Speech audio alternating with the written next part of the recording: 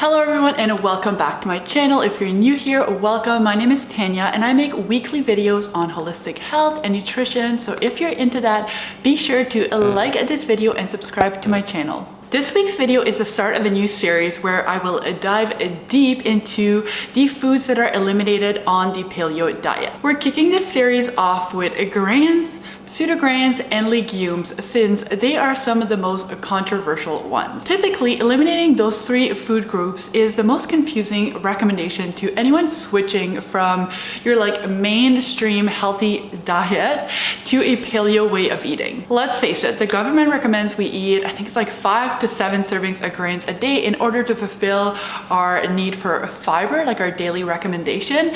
So, why would grains not be the base of a healthy diet? Well, today we're going to go over that, so by the end of this video you will understand why grains, pseudo-grains, and legumes are not included on the paleo diet. Most traditional paleo resources will tell you to eliminate grains because they simply didn't exist when the cavemen were around. And this is technically correct, but it still doesn't really exactly tell us why grains are not optimal for the human body. As always, I think it's so important to note the reason behind the lifestyle changes we are making. So let's look at how grains are processed in our digestive system. There's several reasons why grains do not make the cut on the paleo diet. The first being their nutrient value. Replacing everyday grains with starchy carbohydrates like sweet potato and squash will deliver a much higher amount of vitamins and minerals. And on top of that, it will supply you with some good gut-friendly prebiotics. The second and the main reason why grains are a no-go on the paleo diet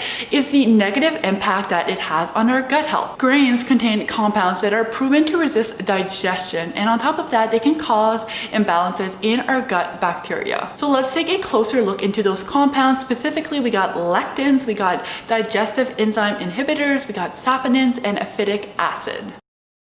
Let's get started with lectins. So lectins are a type of protein that acts as the plant's natural defense mechanism.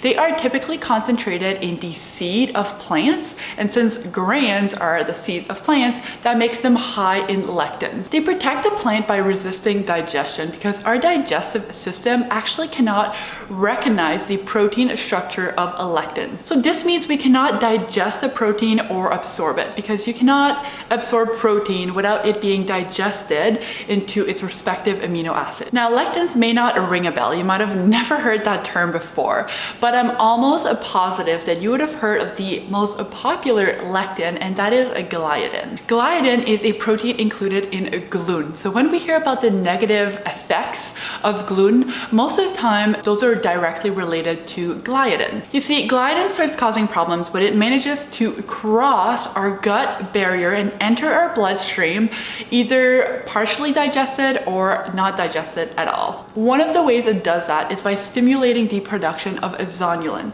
Zonulin is a protein that controls the opening and closing of the tight junctions in between the cells of our gut lining. If gliadin stimulates the production of too much zonulin, it means the tight junctions between our cells could stay open longer than they should, and that means it won't only let gliadin in, but it could let partially digested food particles, things like toxins, bacteria, into our body. Once gliadin has made it past your gut barrier, it will directly face your immune system. About 80% of your immune system is located in your gut, and it is ready to neutralize any foreign particle entering your body. Since we can't digest gliadin into its respective amino acids, as I just mentioned, like we would with other protein, this is going to activate the immune system, triggering inflammation and causing our body to produce antibodies against gliadin. And this is essentially what a gliadin/gluten intolerance is now every time you're going to eat gliadin or gluten, you will get an immune response.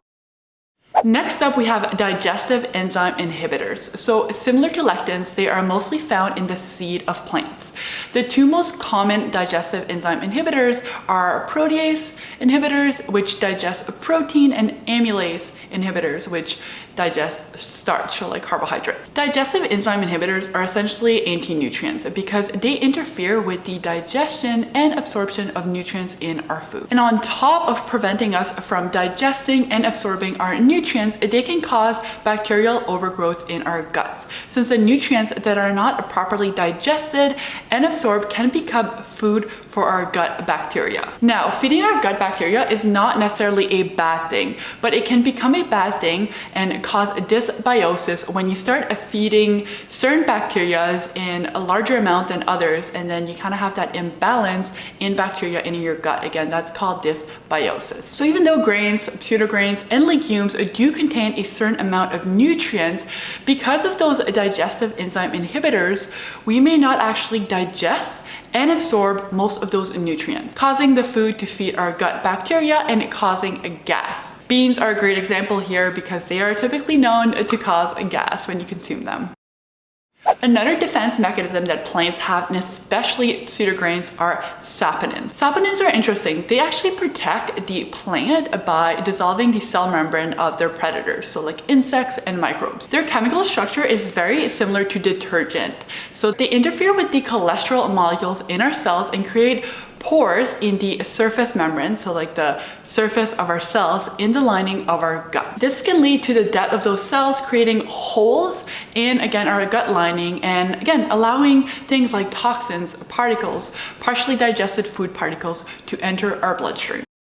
Another problem with grains is their aphidic acid content. Aphidic acid is the stored form of the mineral phosphorus in plants. It is considered an anti-nutrient because it actually binds with minerals like magnesium, iron, zinc in our digestive tract, making them unavailable for us to absorb. Once aphidic acid binds to those minerals, it becomes phytate. So aphidic acid is actually found in all plants, including vegetables. The good news here is that aphidic acid is found in much lower quantities in vegetables, so our digestive system can totally handle it. On top of that, there's simply more minerals available in plants, so overall we still end up with a good amount. As always, when looking at compounds that can negatively affect our health, like aphidic acid for example, it's all about the amount we consume. And since we eat grains in large amounts, that's why they are excluded on the paleo diet, and instead it's recommended to eat other foods that are lower in aphidic acid, like vegetables. Alright, to recap, the main issues with grains is their anti-nutrient effect,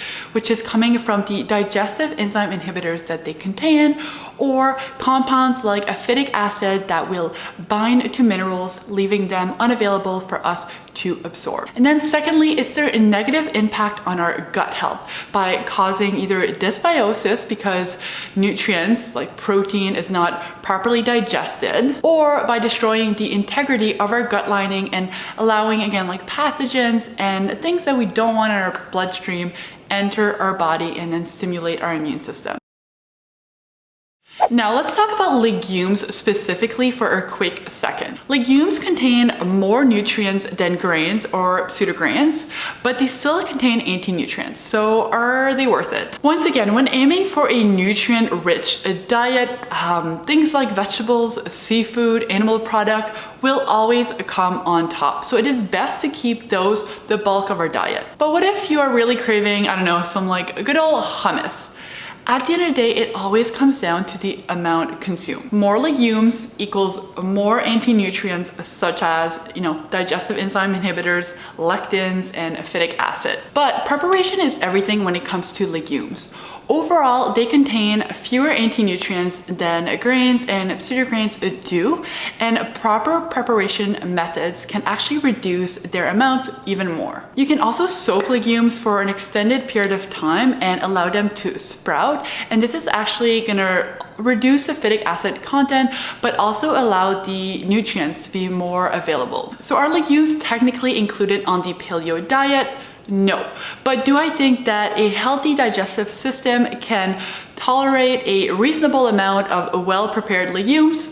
Yes. That being said, there are two types of legumes that tend to be a little bit more problematic, and those are soy and peanuts. Soy is by far the most popular legume. Not only can you consume soy on its own in the form of edamame, tofu, tempeh, but soy is found in so much of the processed food that we consume on a daily basis. So the majority of the soy we consume is really processed, and on top of that, it is genetically modified, so GMOs. GMOs are living organisms that have been modified in a lab to be more resistant to pesticides. There's simply not enough research when it comes to the long-term effect of GMOs on our health because they are relatively new to our food system. So there may not be any negative information available on them right now, but again, I don't think only like time will tell. Plus, the paleo diet is all about eating real whole foods. And in my opinion, there is nothing real or whole about something produced in a lab. Limiting or excluding soy completely is recommended on the paleo diet, but if you do choose to consume a small amount of soy occasionally, it is best to stick to organic, non-GMO, and fermented if possible. The second problematic legume are peanuts. This can be a bit confusing because you would think peanuts would be included in the nut family, but no, they are actually considered a legume. So peanuts contain the same amount of anti-nutrients that legumes do, but they also contain something called aflatoxins. Aflatoxins are produced by the mold that grow on them.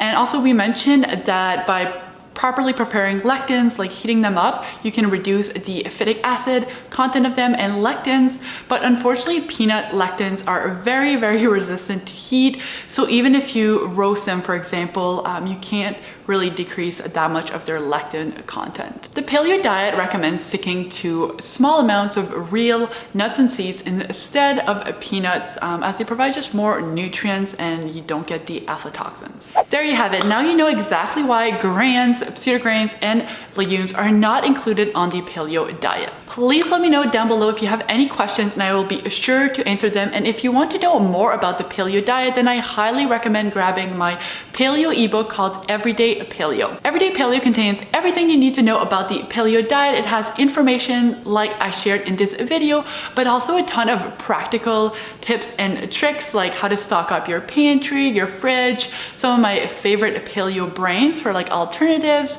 how to eat out on the paleo diet, and on top of that, there's 38 healthy, easy, awesome recipes. You can find my ebook as the first link in my description box. I really hope you found this video helpful. If you did, please give it a like and subscribe to my channel. Essentially, that just tells a friend YouTube that I am putting good content out there and it will share it with more people like you. Thank you so much for watching today. I hope you have a beautiful day and I will see you in the next one. Bye!